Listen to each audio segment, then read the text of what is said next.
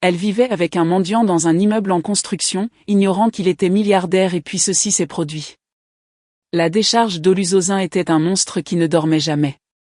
Elle s'étendait sur des hectares, une immense chaîne de montagnes fumantes, vestige des rebuts de Lagos, crachant des fumées qui suffoquaient et teintaient le ciel d'un brun brumeux permanent. Le rugissement des bulldozers était le pouls du monstre, leur moteur vrombissant tandis qu'ils déplaçaient des montagnes de plastique, d'immondices et de nourriture en décomposition. Le soleil était un œil blanc et cruel, frappant les dizaines de personnes qui erraient dans ce paysage comme des fourmis, le dos courbé. Parmi elles se trouvait Amina.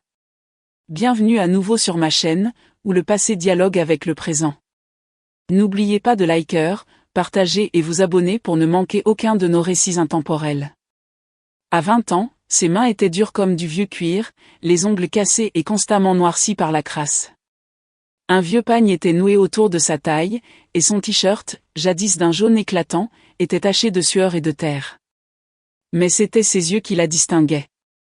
Tandis que les autres s'activaient avec une énergie frénétique et désespérée, Amina travaillait avec une détermination concentrée et implacable.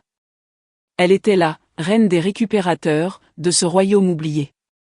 Elle savait exactement où fouiller après le déchargement d'un camion, repérer le reflet de la précieuse ferraille dissimulée sous un tas de légumes pourris, et quelle bouteille en plastique se vendrait au meilleur prix. Tandis qu'elle triait avec dextérité le plastique transparent du verre, ses pensées vagabondaient, comme toujours, vers une époque où les seules odeurs qu'elle connaissait étaient celles du ragoût des faux-rirots de sa mère et le parfum frais et âcre du cirage que son père utilisait sur ses chaussures en cuir. La vie était belle. Ils n'étaient pas riches, mais ils avaient un petit bungalow propre dans un quartier tranquille. Son père, un homme bon et travailleur, dirigeait une petite entreprise de logistique avec 2 camionnettes de livraison. Il lui avait promis qu'elle irait à l'université, qu'elle deviendrait comptable.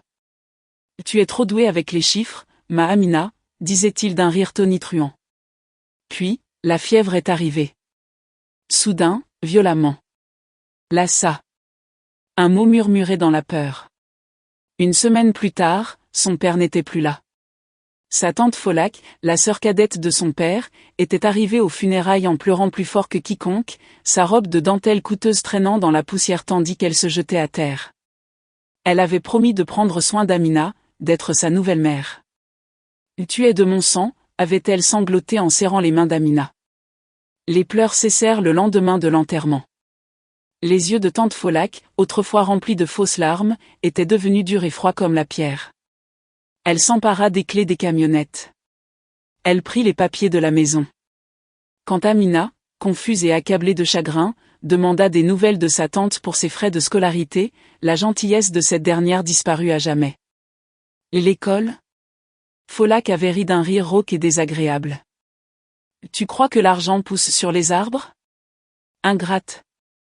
Quelques semaines plus tard, alors qu'Amina protestait contre la vente des meubles de son père, la trahison ultime eut lieu. Tante Folak la traîna dans la rue en hurlant pour que les voisins l'entendent. Sorcière. Sorcière. Cette fille a tué son père avec sa malchance. Elle essaie de me tuer aussi. Elle m'a volé mon argent. L'accusation était une condamnation à mort. Les voisins qui la connaissaient depuis toujours reculèrent, le visage empreint de peur et de dégoût. À 18 ans, sans rien d'autre que les vêtements qu'elle portait, Amina fut jetée dans les rues impitoyables de Lagos. Elle erra des jours durant, affamée et terrifiée, avant de la trouver, un bâtiment inachevé de 3 étages, abandonné près de l'autoroute. C'était une carcasse de béton, sans porte ni fenêtre, juste des trous béants qui fixaient la circulation. Le rez-de-chaussée était rempli d'ordures et empestait l'urine. Mais c'était un toit. C'était un refuge. C'est devenu son foyer. De là, elle avait trouvé son chemin jusqu'à Oluzozin. C'était le seul endroit qui voulait bien d'elle. Ici, personne ne se souciait de son passé, seule comptait la rapidité avec laquelle elle triait les déchets.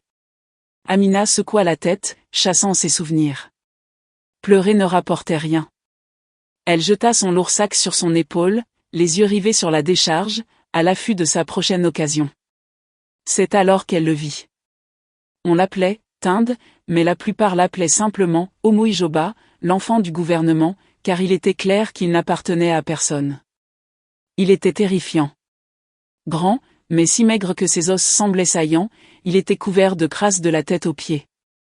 Il avait une barbe épaisse et emmêlée, et ses yeux étaient ce qu'il y avait de plus effrayant chez lui.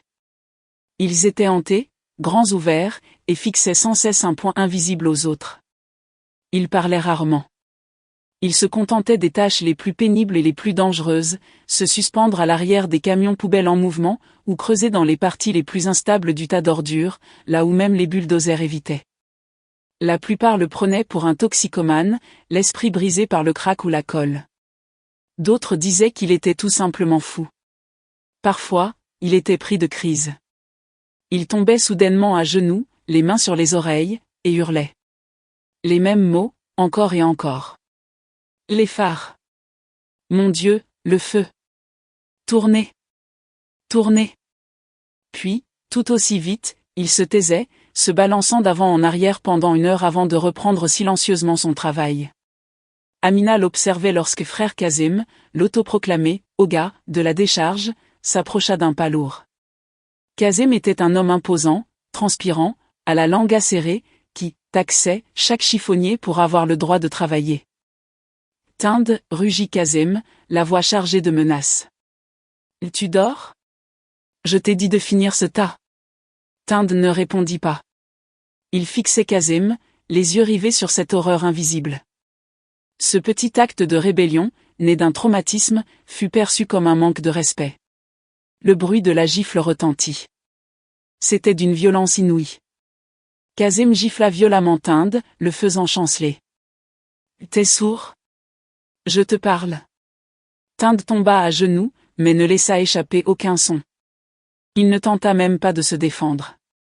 Kazem lui asséna un violent coup de pied dans les côtes. Crétin fini. La prochaine fois, je te casse la jambe. Les autres chiffonniers détournèrent le regard, feignant de ne rien voir.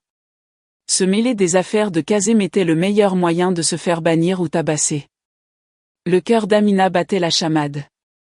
Une colère froide et familière lui tordait les entrailles. Elle haïssait Kazem. Mais plus encore, elle haïssait ce monde qui laissait faire. Elle resta immobile. Elle se contenta de regarder. Plus tard dans la soirée, bien après le départ de Kazem et alors que le soleil commençait à teinter l'autoroute de pourpre et d'orange, Amina termina son travail. Son sac était plein, de quoi se faire un petit repas. Elle entreprit son long chemin du retour vers sa maison en béton, mais fit un détour. Elle le trouva recroquevillé derrière un conteneur rouillé et abandonné, comme elle s'y attendait. Il était en boule, son corps tremblant silencieusement. Il tressaillit lorsque son ombre se projeta sur lui, les yeux écarquillés d'une peur animale. Il recula précipitamment, prêt à recevoir un nouveau coup. « Chut !» dit doucement Amina. « C'est moi. Amina. Je ne vais pas te faire de mal. » Elle s'assit lentement par terre à quelques pas de lui, posant son sac à côté d'elle.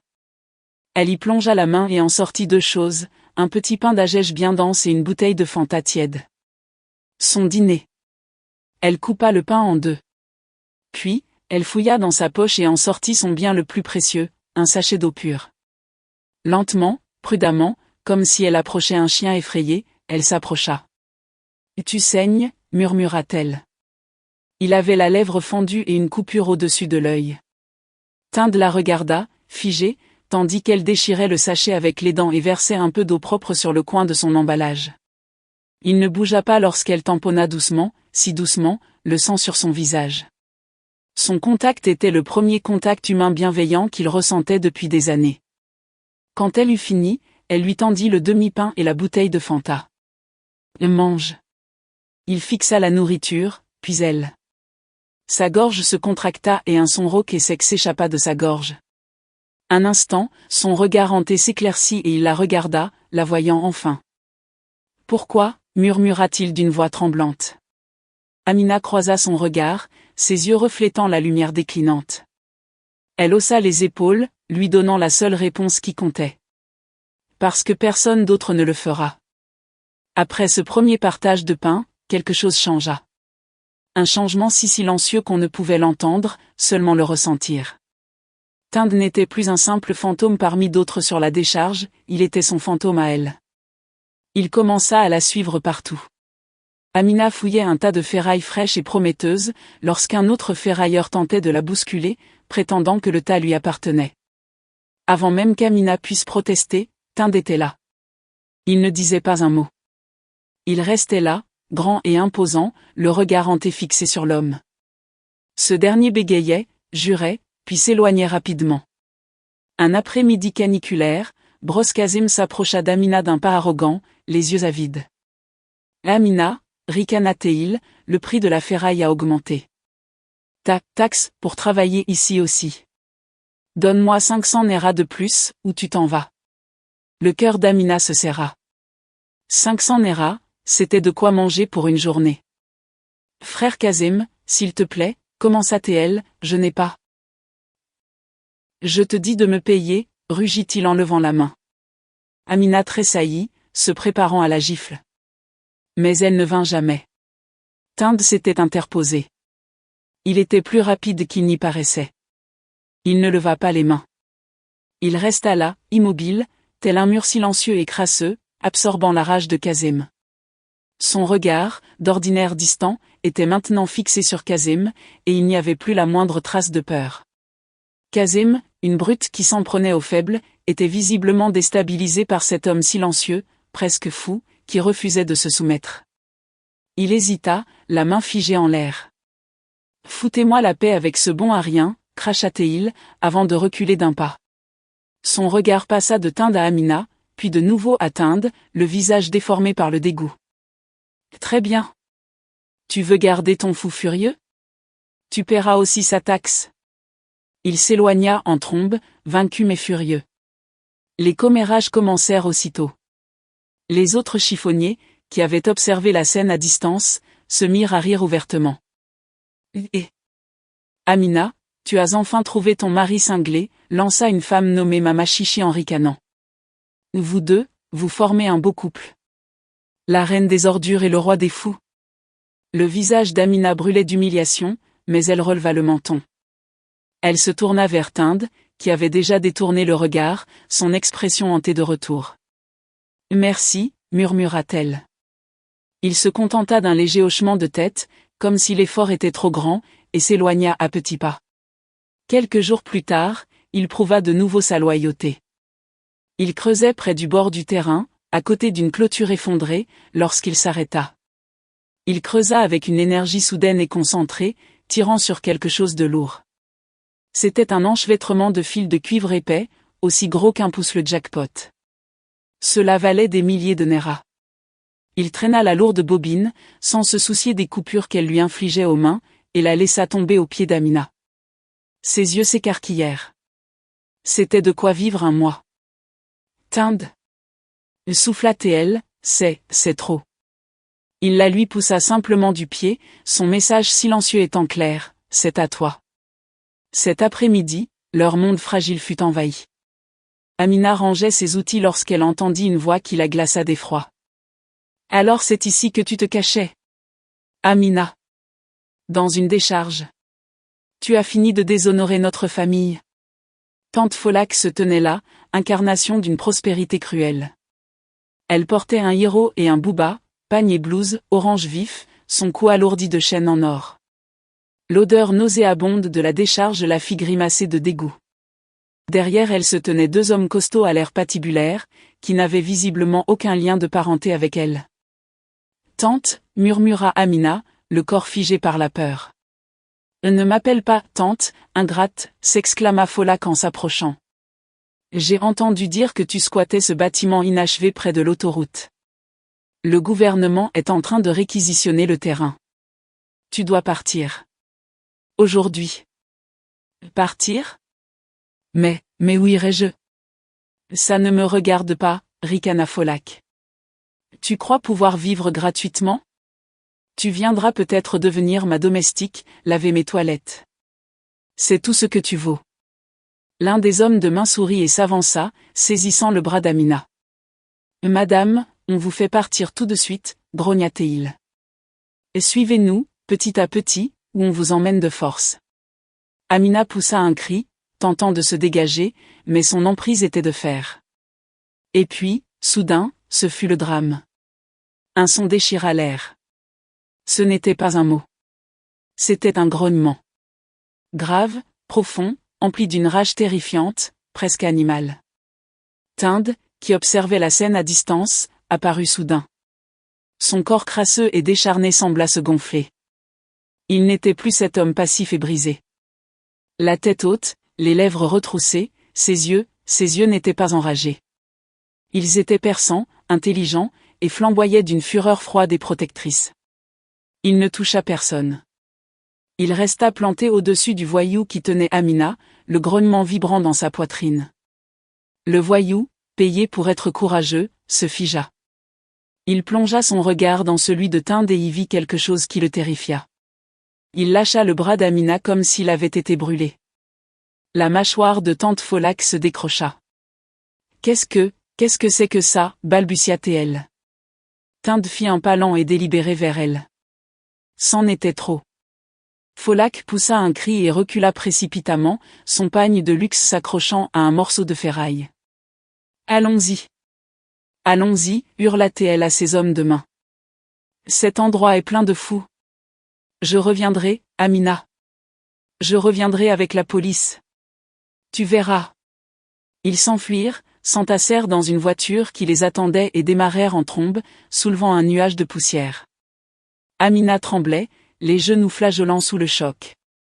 Elle fixa Tind, qui respirait encore bruyamment, les poings serrés. L'énergie dangereuse qui l'habitait le quittait lentement, comme l'air d'un ballon. Son regard hanté et vide revint. Il baissa les yeux sur ses mains, confus, comme s'il ignorait ce qu'il venait de faire. Puis, sans un mot, il se retourna et s'éloigna. Cette nuit-là, le ciel se déchira. La pluie de Lagos n'était pas une douce chose, c'était une guerre. Le tonnerre gronda si fort qu'il fit trembler le sol, et la pluie tomba à torrents aveuglants. La décharge se transforma instantanément en un marécage de boue et d'immondices. Du deuxième étage de sa carcasse de béton, Amina observait l'orage. Le vent hurlait à travers les fenêtres vides, et la pluie fouettait son petit coin, mais elle était relativement à l'abri. Frissonnante, elle serra son pagne contre elle et baissa les yeux. Elle le vit. Tind était au pied du bâtiment, essayant de s'abriter sous un morceau de tôle ondulé. En vain. Trempé jusqu'aux os, secoué de violents frissons, le visage tourné vers le ciel, il exprimait une misère silencieuse. Le cœur d'Amina se serra. Il l'avait sauvée aujourd'hui. Il l'avait défendue quand personne d'autre au monde ne l'avait fait. Elle ne pouvait pas l'abandonner là-bas. Prenant sa décision, elle dévala les marches de béton délabrées. Il tressaillit à son approche, croyant qu'elle était venue le chasser. Elle ne dit rien. Elle saisit simplement sa main froide et humide et tira. « Viens », ordonna-t-elle d'une voix ferme par-dessus le grondement de la pluie. Il la suivit, désorienté et titubant, comme un animal qu'on conduit à l'abri pour la première fois. Elle le conduisit à l'étage, dans son petit espace au premier étage. C'était du béton nu, froid et humide, mais au moins sec. « Toi, reste ici », dit-elle en désignant le coin le plus éloigné, à environ 3 mètres de son propre matelas. Un silence gêné s'installa entre eux.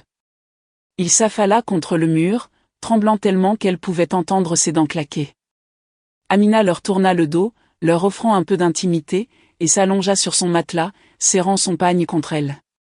Ils restèrent assis dans le noir, 2 êtres brisés dans une maison délabrée, la tempête faisant rage autour d'eux. Quelques heures plus tard, Amina fut brusquement tirée du sommeil par un cri. Un cri rauque, terrifié. Le pont. Non. Le feu. David, c'est un piège. Attention. Elle se redressa d'un bond, le cœur battant la chamade. C'était Tind. Il dormait profondément, mais se débattait violemment, les mains griffant son visage. L'eau, je ne peux pas. Il était prisonnier d'un cauchemar. Amina avait peur, mais ses cris n'étaient pas ceux de la folie, ils étaient ceux de la terreur pure. Elle rampa prudemment vers lui. Tind, dit-elle doucement. Tind, réveille-toi. Elle lui toucha délicatement l'épaule. Ses yeux s'ouvrirent brusquement. Il haleta, inspirant profondément, et pendant 1 seconde, il la regarda avec une panique si sauvage et désorientée qu'elle recula. Mais ensuite, il la vit. Il vit les murs de béton humides. Il entendit la pluie. La folie s'estompa. Il la fixa du regard, respirant bruyamment, le corps ruisselant de sueur malgré le froid. « Tu rêvais » murmura-t-elle. Il ne répondit pas. Il ramena ses genoux contre sa poitrine et enfouit son visage dans ses bras, les épaules tremblantes. Amina ne retourna pas à son matelas. Elle resta assise à quelques pas, veillant sur lui jusqu'à ce que la faible lueur de l'aube commence à filtrer par les fenêtres. Quand elle se réveilla complètement, des heures plus tard, il avait disparu. Elle pensa qu'il était parti pour de bon, honteux de sa vulnérabilité. Mais ce soir-là, il revint. Il portait une grande et lourde plaque de zinc de récupération. Elle le regarda, déconcerté, grimper sur le muret. Avec une aisance presque déplacée, il se mit à la marteler avec une pierre, la positionnant au-dessus du plus grand trou du toit, celui juste au-dessus de son matelas. Il ne dit rien. Il n'en avait pas besoin. Il n'était plus seulement son fantôme. Il était son protecteur. Et dans ce bâtiment délabré et inachevé, ils avaient, pour la première fois, commencé à bâtir un foyer. La vie dans la carcasse de béton trouva un nouveau rythme. Un rythme fait pour deux. Amina et Tinde formaient une équipe, unie par un silence plus réconfortant que les mots. Leur matinée commençait avant l'aube. Amina allait chercher de l'eau à une fontaine publique 2 rues plus loin, tandis que Tinde, grâce à sa taille et sa force, inspectait le bâtiment à la recherche du moindre danger, une barre d'armature mal fixée, un nid de serpents, ou des signes de la présence d'autres squatteurs. Il était son protecteur, et elle, son pilier. Lorsqu'ils travaillaient à la décharge, ils travaillaient ensemble. Ils tiraient les charges les plus lourdes et les plus dangereuses, tandis qu'elle triait à une vitesse fulgurante. Les autres chiffonniers, qui l'avaient jadis raillé, gardaient désormais leur distance. L'alliance de la « reine des chiffonniers » et du « roi fou » était trop intimidante pour être contestée.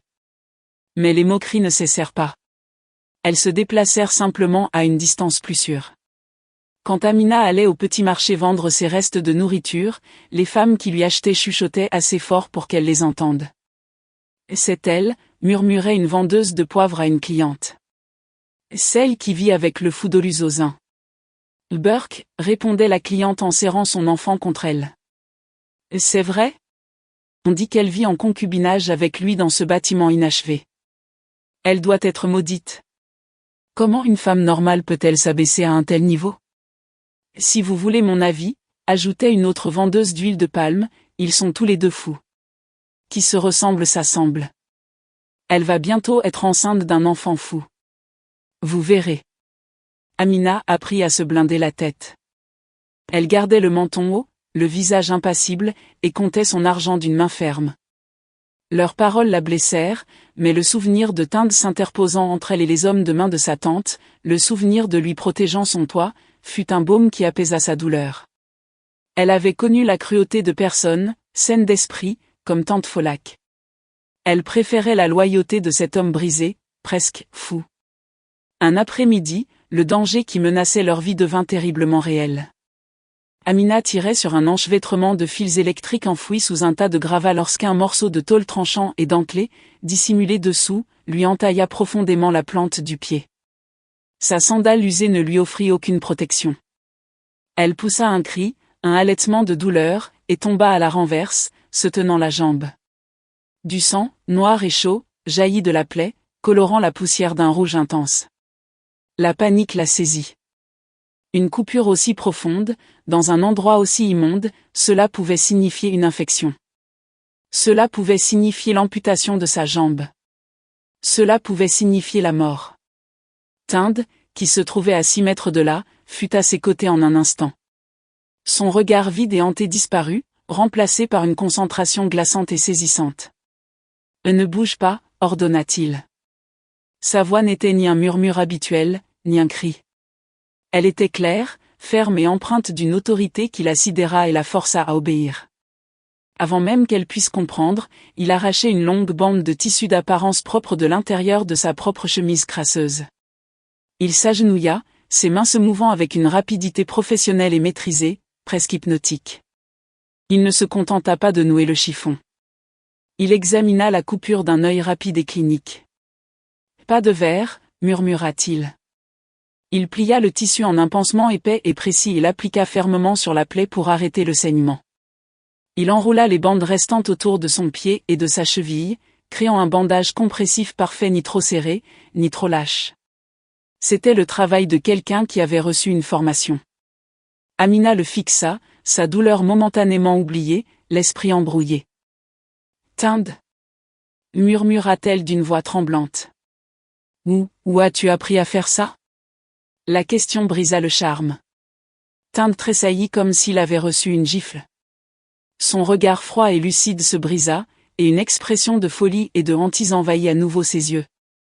Il baissa les yeux sur ses mains, sur le bandage soigné qu'il avait noué, avec une horreur absolue, comme si elles appartenaient à quelqu'un d'autre.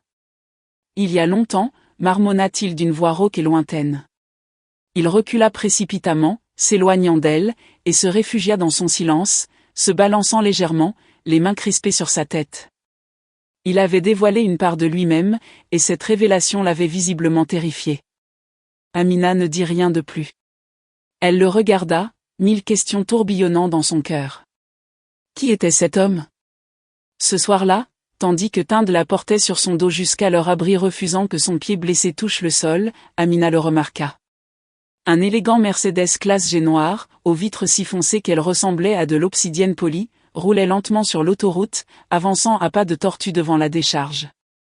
Il détonnait complètement, tel un diamant au milieu des ordures. Un frisson de malaise la parcourut. Les occupants étaient invisibles, mais elle sentait leur regard peser sur elle. Elle se sentait comme un insecte examiné à la loupe. Le véhicule s'arrêta, ses vitres teintées braquées sur leur construction inachevée, avant d'accélérer brusquement et de disparaître dans la circulation de la gosse. Elle imagina qu'il s'agissait d'un homme riche, probablement perdu, et se concentra sur la douleur à son pied.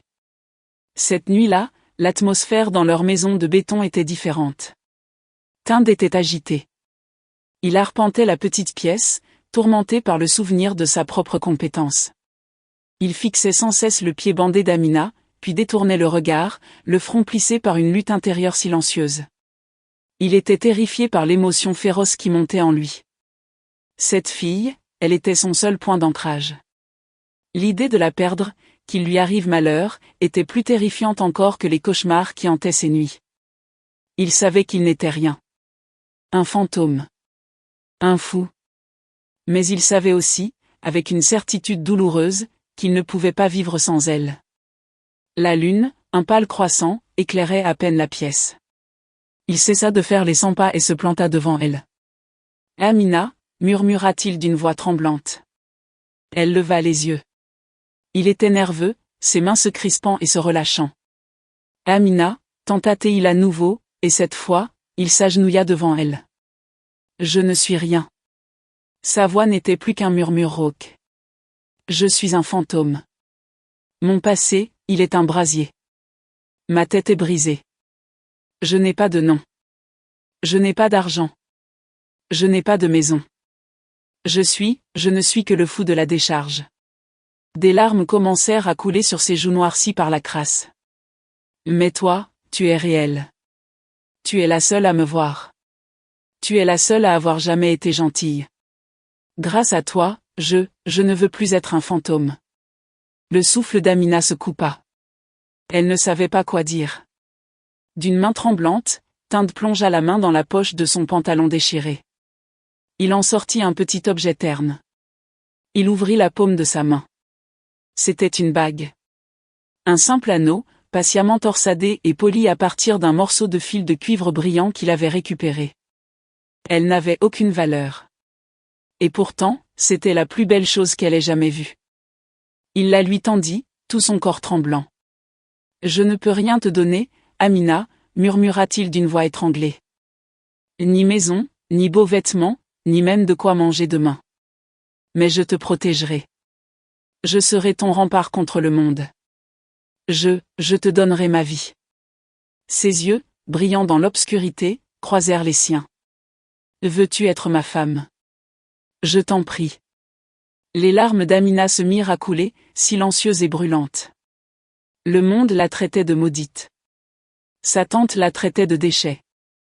Les marchandes du marché disaient qu'elle vivait dans le péché. Mais cet homme brisé, ce fou, lui offrait la seule chose que personne d'autre ne lui avait jamais donnée, son cœur tout entier. Il lui offrait sa loyauté. Il lui offrait tout. Elle n'hésita pas. Elle ne pensa ni à l'avenir ni à leur pauvreté. Elle le vit, tout simplement. Son Tinde. Oui, murmura-t-elle, la voix brisée. Oui, je le veux. D'une main tremblante, Tinde glissa l'anneau de cuivre à son doigt. Il lui allait parfaitement. Il laissa échapper un sanglot, un son de soulagement si profond qu'il semblait venir du plus profond de son âme, et il l'attira dans ses bras, enfouissant son visage dans ses cheveux. Amina le serra tout aussi fort, les yeux fermés, l'anneau de cuivre lui paraissant plus lourd et plus précieux qu'un diamant. Le soleil matinal projetait de longues ombres anguleuses à travers les larges ouvertures des fenêtres de leur abri. Amina, assise, admirait la bague en fil de cuivre à son doigt. Elle lui paraissait solide, une petite promesse lumineuse dans un monde gris. Pour la première fois depuis la mort de son père, elle ressentit une lueur, non seulement d'espoir, mais aussi de paix. La paix fut brisée par un cri strident provenant du rez-de-chaussée. « Amina! Espèce de rat têtu! Je t'avais dit que je reviendrais. » Le sang d'Amina se glaça. Elle se leva d'un bond, le cœur battant la chamade. Tinde, qui était assis tranquillement dans un coin, se leva lentement, tout son corps tendu.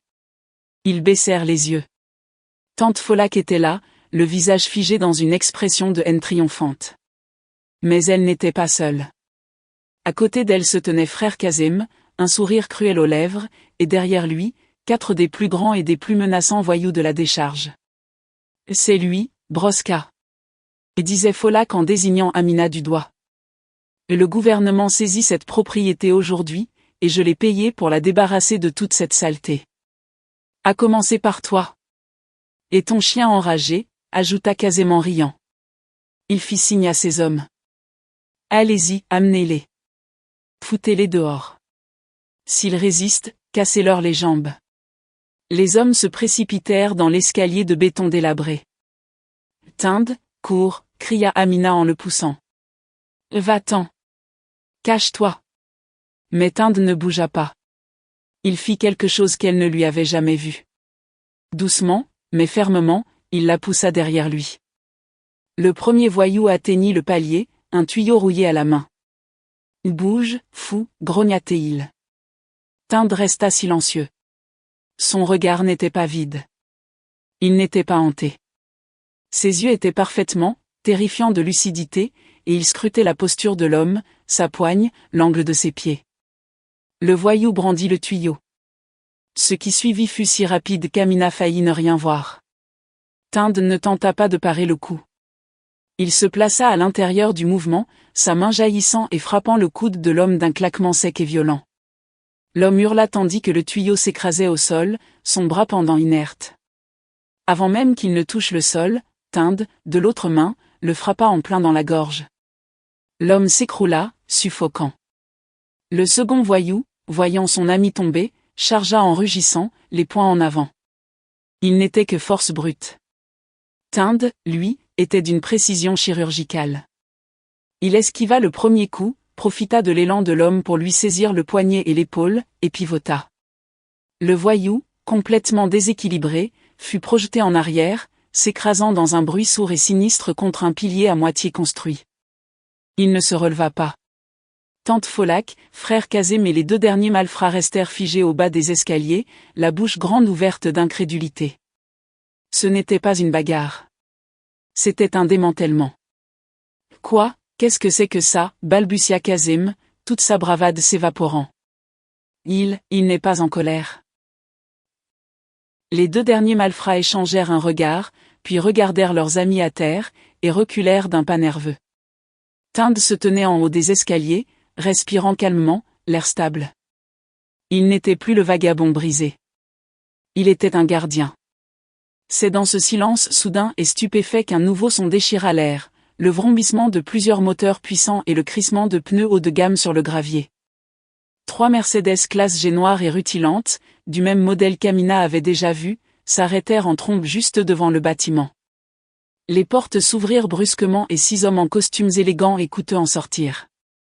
Ils se déplaçaient avec l'énergie rapide et disciplinée d'agents de sécurité privés.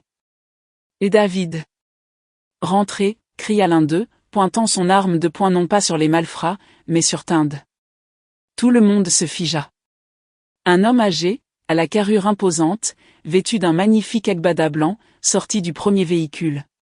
Son visage était une expression d'angoisse et d'incrédulité. Il fixa Tinde, les yeux écarquillés. « David » murmura-t-il, la voix brisée par l'émotion. « Et David »« Mon fils. C'est toi. On t'a retrouvé. » Le monde d'Amina bascula. Son regard passa du « fou » à ses côtés aux gardes armés, puis à l'homme riche qui pleurait à présent. « Tinde » murmura-t-elle. « Quoi? Qui est ce David ?» Tinde. David fixa l'homme, tout son corps se mettant à trembler. Le guerrier concentré disparut, et le fantôme hanté revint, 1000 fois pire. « Non, non, éloignez-vous de moi, hurla-t-il en reculant. Je vous avais dit de ne pas me suivre. Je l'ai tué. J'ai tué cet homme. Il se prit la tête entre les mains et s'effondra contre le mur. L'accident. Les phares. Je lui avais dit que je ne dirigerais pas l'entreprise.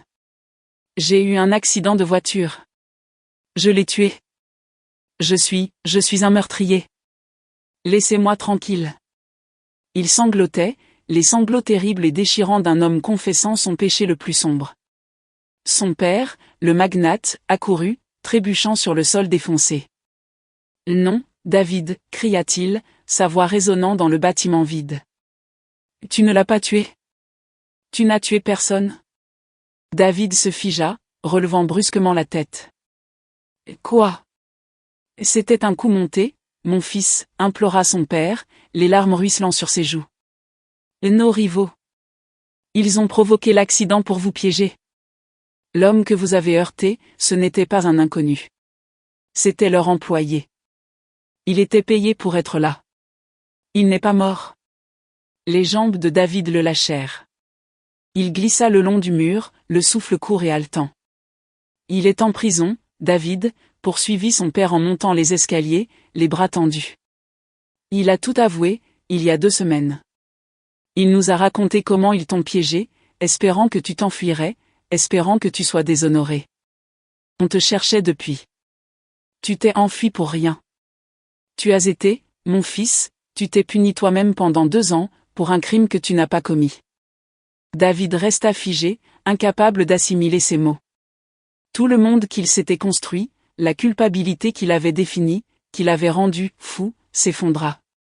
Il laissa échapper un petit son étouffé et s'écroula sur le béton, pleurant, non pas de chagrin, mais sous l'effet d'un profond choc et d'un soulagement immense. Tante Folak et frère Kazem étaient paralysés, le visage blême de terreur en réalisant qu'il venait de menacer. Amina, oubliant un instant son propre choc, ne voyait plus que l'homme qu'elle aimait, brisé au sol. Elle se précipita vers lui, tomba à genoux et l'enlaça, comme elle l'avait fait lors de ses cauchemars. « Tinde. David, tout va bien, murmura-t-elle, les larmes aux yeux. C'est fini. Tu es en sécurité. Il la serra contre lui, enfouissant son visage dans son pagne, s'accrochant à elle comme à la seule chose réelle dans un monde qui venait de basculer. Pendant une longue minute, il sanglota dans ses bras. Puis, lentement, sa respiration se calma. Son père et l'équipe de sécurité observaient la scène en silence, leurs armes baissées. Finalement, David se recula. Il regarda Amina, les yeux enfin clairs. La folie avait disparu. La culpabilité avait disparu. Il la regarda, et elle vit l'homme qu'il était. Il se leva alors lentement. Il n'était plus Tinde. Il était David. Il n'était plus le vagabond apeuré.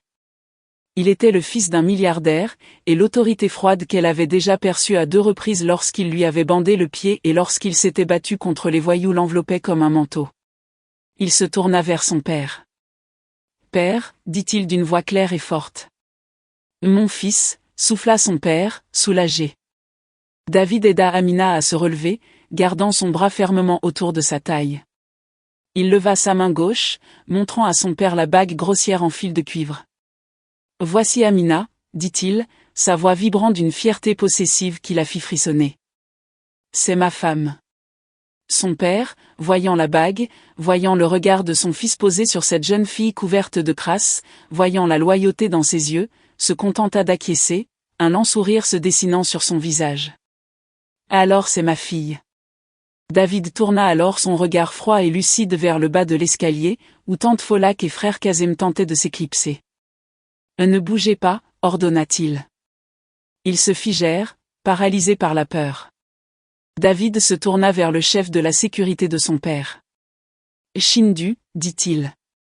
Appelez nos avocats. Et appelez la police. Je veux que cet homme, dit-il en désignant Kazem, et ses hommes de main soient inculpés d'agression, d'intrusion et d'extorsion. Et je veux qu'elle, dit-il en désignant tante Folak, soit inculpée d'agression, de vol et de tous les autres crimes possibles. Je veux qu'une enquête soit menée sur ce qu'elle a fait à la famille de ma femme. Oui, monsieur David, répondit Shindu, déjà au téléphone. Tante Folak laissa échapper un cri. Je vous en prie. C'est la fille de mon frère. Tu as cessé d'être sa tante le jour où tu l'as jetée à la rue, dit David d'une voix glaciale. Il balaya du regard le bâtiment délabré qui leur avait servi d'abri. Il fixa le trou dans le toit qu'il avait rafistolé. Shindu, dit-il, trouve à qui appartient cet immeuble. Je l'achète. Entièrement. Il se retourna, ignorant le chaos ambiant, l'arrivée de la police, les pleurs de sa tante, le silence stupéfait de son père. Il ne regardait qu'Amina. Il prit délicatement sa main, celle à l'anneau de cuivre, et la porta à ses lèvres, embrassant le métal brut comme s'il s'agissait du plus précieux des diamants. Notre foyer n'a jamais été cet immeuble, Amina, murmura-t-il, les yeux brillants d'un amour et d'une promesse plus intense que le soleil. Il a toujours été toi. Il sourit, d'un sourire sincère et authentique. Maintenant, rentrons à la maison. Merci d'avoir regardé et écouté notre histoire. Dans les commentaires, dites-nous d'où vous nous regardez et partagez vos impressions sur notre histoire. N'oubliez pas de vous abonner, de liker et de partager pour découvrir d'autres histoires. À bientôt dans la prochaine vidéo. Salut!